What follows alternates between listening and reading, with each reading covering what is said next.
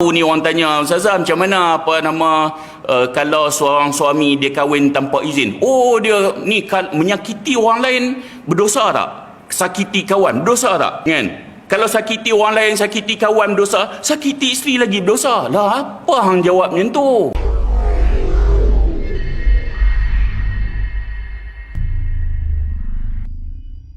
Saya duduk dalam pertubuhan poligami harmoni Malaysia. Saya antara penasihat lah, kan. Dan bukanlah orang hebat ke apa, mereka tengok ni ustaz, mereka pun ambil je lah. Kebetulan saya pun berpoligami, kan. Mereka pun ambil letak. Tapi saya nak sebut itu sebab maknanya saya nak sebut bila kita duduk dalam pertubuhan yang dia memang fokus isu tu, kita banyaklah maklumat. Kita banyaklah maklumat tentang poligami ni, kan. Jadi tuan-tuan, ramai hak kita jumpa macam tu lah. Akhirnya dia diuji.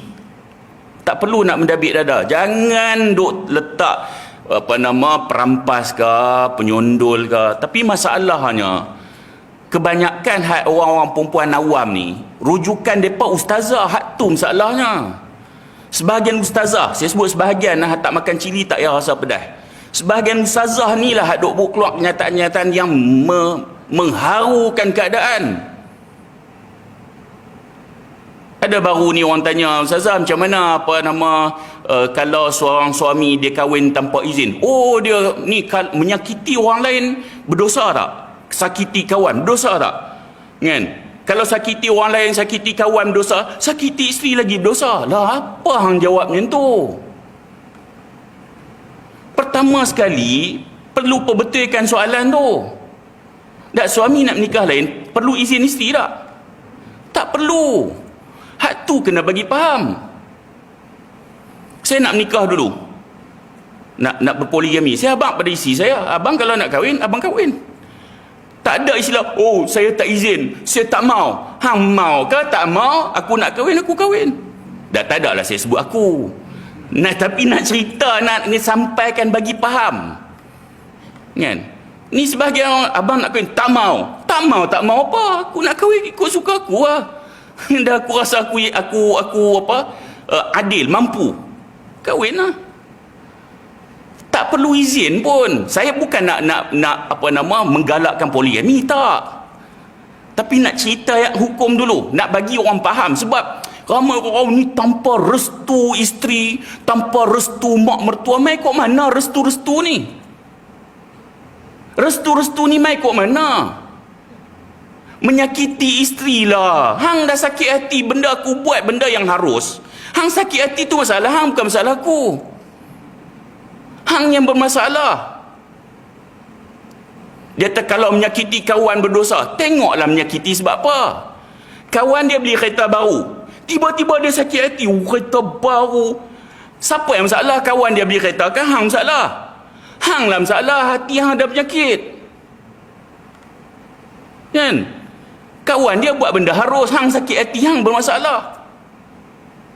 Suami dia buat benda harus, suami dia mampu, hang sakit hati, siapa masalah? Suami dia kan hang? Hang lah masalah.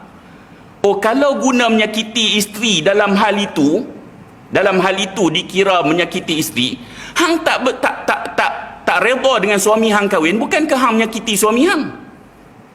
Betul tak? Kita guna logik yang sama. Suami dia ada kemampuan, suami dia nak menikah lagi, tiba-tiba dia tak redha, dia mengamuk-ngamuk. Secara tidak langsung dia menyakiti suami dia, betul tak? Nak guna logik ustazah tu lah. Saya tak sebutlah ustazah mana pun, kan? Kalau guna logik yang sama, isteri tak bolehlah minta cerai, mohon fasakh di mahkamah, sebab akan menyakiti suami. Guna logik dia. Apa hukum agama main logik macam tu? Kalau dikira menyakiti perasaan isteri, saya nak bawa main ni surah At-Tahrim juzuk ke-28 ayat yang pertama. Allah sebut, ya ayuhan nabi lima tuharrimu ma ahallallahu laka tabtaghi mardat azwajik. Tuan-tuan buka ayat pertama surah At-Tahrim juzuk ke-28. Allah tegur Nabi, Wahai Nabi, kenapa ya ayuhan Nabi, lima tuharrimu ma halallahu lak? Kenapa kamu haramkan sesuatu yang Allah telah halalkan pada kamu? Sababun nuzul. Dia ada beberapa riwayat. Saya mengambil dua riwayat yang sahih yang disebut oleh Ibnu Kathir dalam mentafsirkan ayat ni. Riwayat yang pertama, kisah tentang Sayyidatina Hafsah dan Sayyidatina Aisyah berpakat. Mereka ni cemburu dengan salah seorang isteri Nabi, yang dalam riwayat menyatakan dia adalah Zainab binti Jahash. Jadi bila Nabi pergi rumah Zainab dah, kan, selalu Nabi makan madu kat rumah Zainab ni. So Aisyah dengan Hafsah ni mereka baik. Sebab kan ayah dia Sayyidina Abu Bakar dengan Sayyidina Umar, mereka memang baik. Jadi apa pakat, bila Nabi balik rumah kita je, kita kata mulut bau tak best, bau marafir. Marafir ni dia sejenis makanan, dan bau dia tak berapa syok. Kira kalau kat Malaysia ni kira mungkin kita sebut petai lah kot. Nah, lebih kurang petai lah. Jadi Rasulullah balik rumah Aisyah, Aisyah tak, apa bau marafir ni? Bau tak syok ah. Nabi jaga penampilan. Sebab tu bila Nabi balik rumah, perkara pertama yang Nabi buat adalah sugi. Nabi bersihkan gigi dia. Sebab Nabi nak penampilan yang isteri dia kalau bau pada Nabi, bau yang menarik. Bahkan pernah Nabi minang seorang wanita, Nabi suruh hantar wakil, Nabi suruh cium bau mulut dia dan tengok dia punya tumit kaki dia. Nak pergi minang perempuan tu, Nabi suruh, Nabi dah ada isteri masa tu. Nabi suruh wakil pergi cium bau mulut dia, ni jenis pengotok ke, bau mulut, bau apa kan. Nabi macam tu. Jadi Aisyah dengan Hafsah ni dia tahu Nabi macam tu. Jadi apa bau marafir ni? Bau tak best. Jadi bila pergi rumah Hafsah pun dah pakat kan, apa bau marafir, tak syok bau ni kan.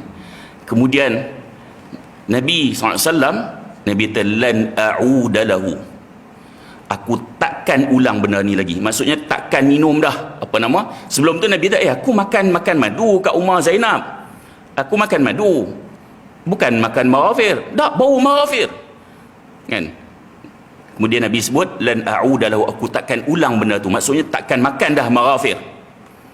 Ada tak Nabi sebut aku mengharamkan ke atas diri aku marafir? Ada Nabi sebut? Nabi tak sebut. Nabi kata aku tak akan ulang dah, aku tak mau makan dah sebab bau marafir.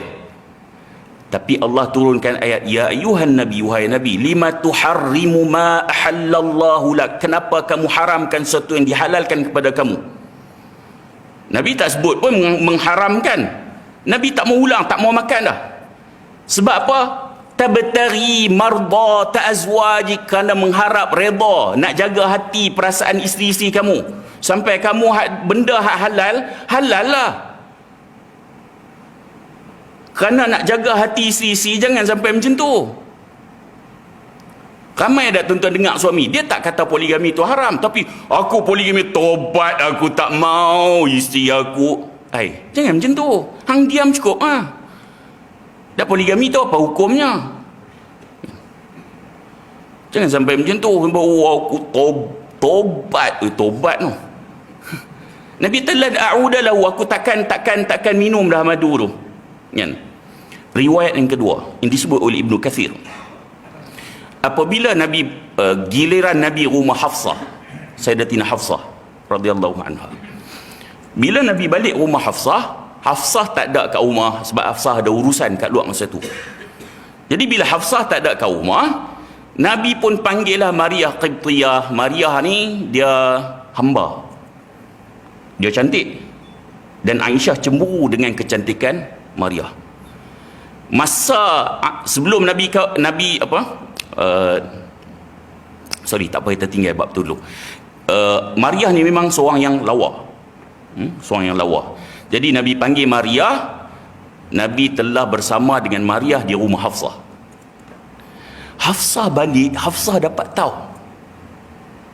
Kemudian Hafsah marah perbuatan Nabi tu. Kemudian Nabi sebut, Nabi takkan lagi menggauli Maryah. Padahal boleh ke tak menggauli hamba? Boleh. Nabi kata, aku takkan menggauli mariah dah. Benda tu harus, jangan sampai takkan Allah turunkan ayat ni. Allah turunkan ayat ni.